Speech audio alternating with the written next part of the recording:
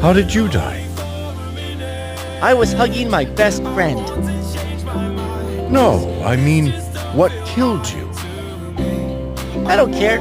I was hugging my best friend. How am I supposed to enjoy heaven when he's down there like that?